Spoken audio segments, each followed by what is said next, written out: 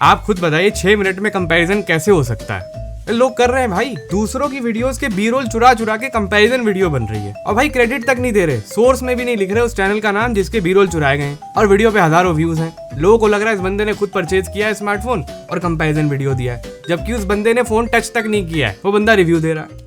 Welcome back to tech therapy, मैं हूं Shahzeb Ashraf. I hope you all are doing well. आज लेकर के आए दोस्तों एक और कंपैरिजन वीडियो आप सभी के लिए iQOO Z10R and Moto G96 के बीच में। दोनों स्मार्टफोन्स के बेस वेरिएंट आप लोग बाय कर सकते हैं 18,000 रुपीज की प्राइसिंग पे आफ्टर बैंक डिस्काउंट। तो सवाल यह है कि आपको G96 के साथ जाना है या फिर iQOO का Z10R एक ज्यादा बेटर ऑप्शन आपके लिए बन सकता है। सारी चीजें आपको डिटेल में कवर करके बताएंगे, पूरा डिटेल कंपैरिजन वीडियो रहने वाला है। तो वीडियो में एंड तक बने रहिएगा, चैनल को कर लीजिए सब्सक्राइब सो दैट आपके लिए इसी तरह से quality take videos and comparisons हम लोग बनाते रहे। So let's get started. सबसे पहले डिजाइन एंड लुक्स की बात कर लेते हैं। तो iQOO के Z10R के बैक में अगर आप देखें तो यहाँ पे काफी अच्छा सा अट्रैक्टिव सा डिजाइन हमें देखने के लिए मिलता है।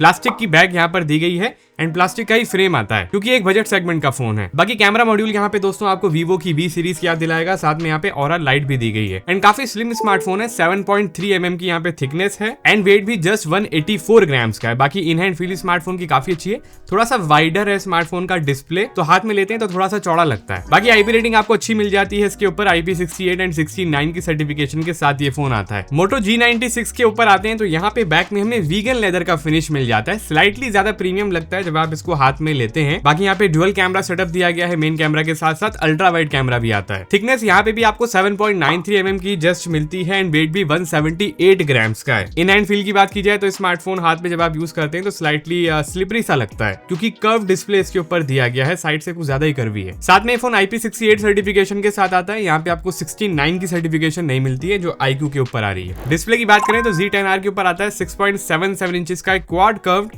AMOLED display with 120 hertz refresh rate. Punch hole camera आता है इसके ऊपर, प्री अप्लाइड स्क्रीन प्रोटेक्टर आपको मिल जाएगा। बेजल्स यहाँ पे काफी इवन आ जाते हैं। बाकी HDR इसके ऊपर सपोर्टेड है तो ये एक एडवांटेज बन करके आता है इस प्राइसिंग पे। लोकल पीक ब्राइटनेस का नंबर यहाँ पर 1800 निट्स का बताया गया है। बाकी यहाँ पे कोई भी कॉर्निंग गोरिल्ला ग्लास की डिस्प्ले प्रोटेक्शन नहीं आती है। मोटो के डिस्प्ले पे आएंगे तो G96 पे दिया गया 6.67 इंचेस का एक 3D curved P OLED panel. Refresh rate बहुत शानदार है, 144 हर्ट्ज का रिफ्रेश रेट इसके ऊपर आता है। बेजल साइड से आपको काफी कम देखने के लिए मिलेंगे क्योंकि साइड से कुछ ज्यादा ही कर्वी है display. Pre applied screen protector नहीं आता है, आपको सबसे पहले स्मार्टफोन लेते ही अप्लाई करवाना पड़ता है। डिस्प्ले के ऊपर कॉर्निंग गोरिल्ला ग्लास 5 की लेकिन प्रोटेक्शन ब्रांड ने दी है तो ये चीज बढ़िया है। HDR इसके ऊपर सपोर्टेड नहीं है। ब्राइटनेस की बात करें तो जो पीक ब्राइटनेस का नंबर है वो 1600 निट्स का मेंशन किया है। दोनों स्मार्टफोन्स में हमने ब्राइटनेस टेस्ट करके देखी है, इंडोर कंडीशंस में तो कोई डिफरेंस यहाँ पर आपको नोटिस नहीं होगा, बट जब आप आउटडोर कंडीशन में यूज करेंगे स्मार्टफोन्स तो iQOO का डिस्प्ले ज्यादा ब्राइट लगता है। तो अगर आप आउटडोर यूजेज ज्यादा रखते हैं स्मार्टफोन पे तो आपको iQOO के ऊपर एडवांटेज मिलेगी अच्छी ब्राइटनेस की। बाकी HDR कंटेंट की भी एडवांटेज है iQOO के ऊपर। अगर आपको नेटफ्लिक्स प्राइम वीडियो पे HDR कंटेंट देखना है तो वो भी आप देख सकते हैं,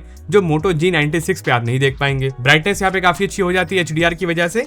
बाकी जो कलर्स वगैरह हैं वो मुझे मोटो के डिस्प्ले के भी काफी अच्छे लगे, बट जो ब्लैक्स हैं वो काफी अच्छे प्रोड्यूस करता है दोस्तों iQOO Z10R का डिस्प्ले। YouTube पे भी HDR का सपोर्ट आता है iQOO Z10R पे। Moto G96 पे आप विदाउट HDR कंटेंट वॉच कर सकते हैं। एंड फ्रेम ड्रॉप का जो इशू रहता है बजट सेगमेंट्स के फोन्स में 4K रेजोल्यूशन पे, वो इन दोनों में से किसी के ऊपर भी नोटिस नहीं होता है। परफॉर्मेंस कंपैरिजन के पार्ट पे आते हैं तो iQOO Z10R पे आपको मिलेगा MediaTek Dimensity 7400 का चिपसेट, LPDDR4X की रैम आएगी और UFS 2.2 का स्टोरेज है। Moto G96 पे दिया गया Snapdragon 7S Gen 2 का चिपसेट, LPDDR4X की रैम दी गई है, UFS 2.2 का ही स्टोरेज है। Antutu के स्कोर्स आप साइड बाय साइड देख सकते हैं। Motorola यहाँ पे काफी पीछे है iQOO के कंपैरिजन में।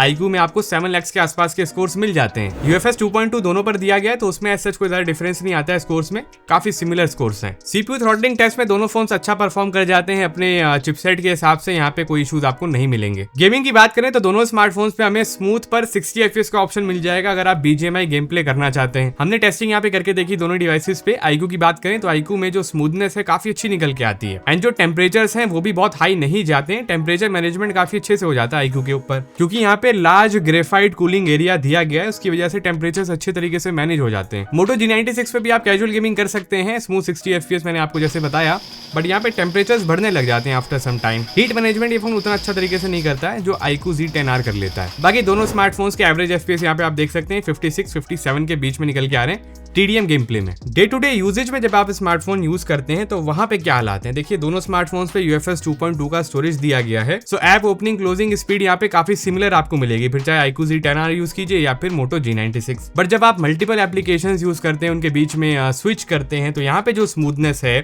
वो iQOO Z10R की काफी बेटर है। मोटो के ऊपर एप्लीकेशन समटाइम्स फंसने लग जाती हैं, लैग जिटर्स वगैरह नोटिस होते हैं। स्पेशली कैमरा एप्लीकेशन यहाँ पे काफी लैग करती है, काफी उसमें आपको स्टटर्स मिलते हैं। सो लॉन्ग टर्म यूजेज के लिए मेरे हिसाब से आपके लिए iQOO Z10R ज्यादा बेटर ऑप्शन है, अगर आप परफॉर्मेंस वाइज इन दोनों स्मार्टफोन्स में से अपने लिए एक स्मार्टफोन देख रहे हैं। एंड उसका एक रीजन और भी है, वो है सॉफ्टवेयर का पार्ट। iQOO Z10R पे आपको FunTouch OS 15 मिल जाता है, एंड्रॉइड 15 पे 4 वर्किंग है। यहाँ पे आपको 2 साल के सॉफ्टवेयर के अपडेट्स मिलेंगे और 3 साल के सिक्योरिटी के अपडेट्स, जो कि इस प्राइसिंग पे काफी अच्छे कहे जाएंगे। वही Moto G96 के ऊपर आपको Hello Moto UI मिल जाता है, एंड यहाँ पर आपको मिलेंगे 1 साल के सॉफ्टवेयर अपडेट और 3 साल के सिक्योरिटी अपडेट्स। तो OnePlus 3 का कॉम्बिनेशन काफी अजीब सा है Moto G96 पे। ब्लोटवेयर्स की अगर हम बात करें तो आपको iQOO के ऊपर कुछ ज्यादा ही ब्लोटवेयर्स मिल जाते हैं, काफी सारी प्री इंस्टॉल्ड एप्लीकेशंस आती हैं, कुछ फालतू की गेम्स वगैरह रहती हैं, तो उन्हें आपको इंस्टॉल करना पड़ता है क्लीन सॉफ्टवेयर एक्सपीरियंस लेने के लिए। वही Moto G96 पे ज्यादा क्लीनर सॉफ्टवेयर एक्सपीरियंस निकल के आता है, कोई फालतू की प्री इंस्टॉल्ड एप्लीकेशंस वगैरह ज्यादा नहीं आती हैं, कोई फालतू की गेम्स आपको नहीं मिलती हैं। जस्ट Moto की अपनी कुछ एप्लीकेशंस आती हैं, काफी यूजफुल एप्स हैं जिन्हें आप यूज कर सकते हैं। Moto सिक्योर यूज कर लीजिए, सिक्योर फोल्डर बना लीजिए, ऐप लॉक का फीचर दिया गया है उसे यूज कर लीजिए, Moto कनेक्ट का फीचर दिया गया है उसे भी आप यूज कर सकते हैं। तो सारे काफी यूजफुल फीचर्स हैं। कस्टमाइजेशन के ऑप्शन सारे आ जाते हैं दोनों स्मार्टफोन्स पे, तो आइकन का साइज वाइज चेंज करना है, कलर चेंज करने हैं, थीम चेंज करनी है। ऑलवेज ऑन डिस्प्ले का जो फीचर है वो दोनों ही पर आपको नहीं मिलता है।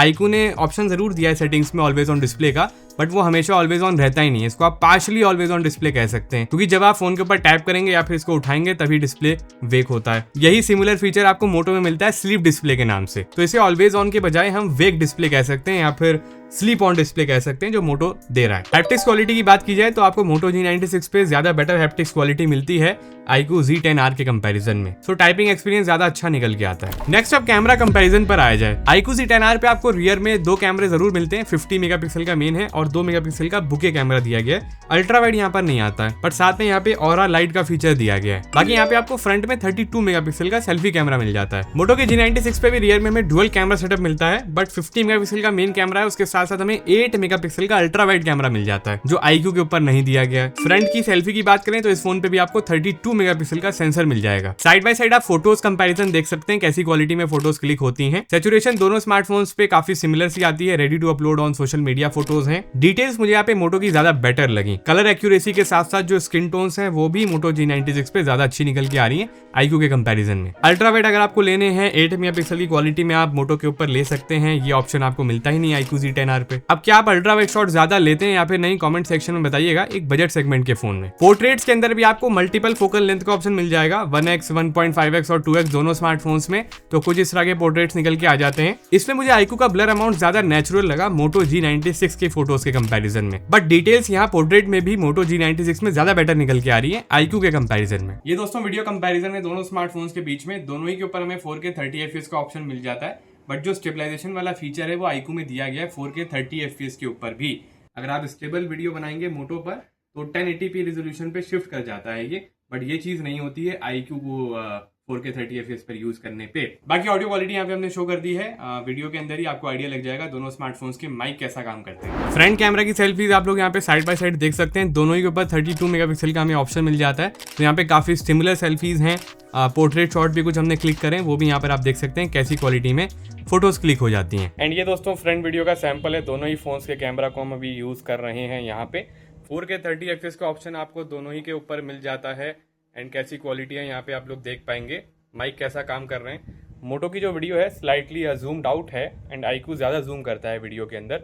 सो फ्रंट में कुछ इस तरह की क्वालिटी आपको मिल जाएगी 4K 30 FPS के ऊपर। कनेक्टिविटी के पॉइंट पे आते हैं तो यहाँ पे iQOO के ऊपर आपको ज़्यादा एडवांटेज मिलती है। ब्लूटूथ वर्जन 5.4 दिया गया है, वाईफाई 6 का सपोर्ट है। मोटो पर 5.2 आता है ब्लूटूथ वर्जन और वाईफाई 5 दिया गया है। 5G प्लस की बात करें तो यहाँ पे दोनों स्मार्टफोन्स पर आपको अगर आप जियो की सिम यूज करेंगे तो 5G प्लस का ऑप्शन मिल जाएगा, लेकिन अगर आप एयरटेल की सिम यूज करते हैं मोटोरोला के ऊपर तो यहाँ पे आपको 5G प्लस शो नहीं करता है। कॉल क्वालिटी मुझे यहाँ पे iQOO Z10R की ज्यादा बेटर लगी दोस्तों Moto G96 के कंपेरिजन में। इसका माइक दोस्तों उतनी अच्छे तरीके से काम नहीं करता है कॉलिंग के टाइम पे। NFC का फीचर आपको दोनों में से किसी भी फोन पर नहीं मिलता है, तो इसको माइंड में रखिएगा। सेंसर्स की बात कर लेते हैं हैं दोनों ही के ऊपर हमें इन डिस्प्ले फिंगरप्रिंट सेंसर मिल जाता है एंड स्पीड वगैरह दोनों की सही है दोस्तों, उसमें कोई इश्यूज नहीं आते हैं। बाकी एक IR सेंसर रहता है, वो दोनों में से किसी भी स्मार्टफोन पे आपको नहीं मिलेगा। बैटरी के पार्ट पे आते हैं तो iQOO Z10R पे आपको 5700 mAh की बैटरी मिल जाती है, 44 वॉट की चार्जिंग सपोर्टेड है, बॉक्स में चार्जर भी आपको मिलेगा। मोटोरोला के ऊपर भी सिमिलर बैटरी है, 5500 mAh की बैटरी आती है विद 33 वॉट चार्जिंग, इसमें भी चार्जर बॉक्स में ही आता है। सो बैटरी में स्लाइट आपको एडवांटेज मिलती है, ज्यादा अच्छा बैटरी बैकअप iQOO Z10R यहाँ पे प्रोवाइड कर देता है मोटोरोला के कंपैरिजन में। हमारी टेस्टिंग में 10 आवर्स के आसपास का स्क्रीन ऑन टाइम यहाँ पे निकल के आ गया इजीली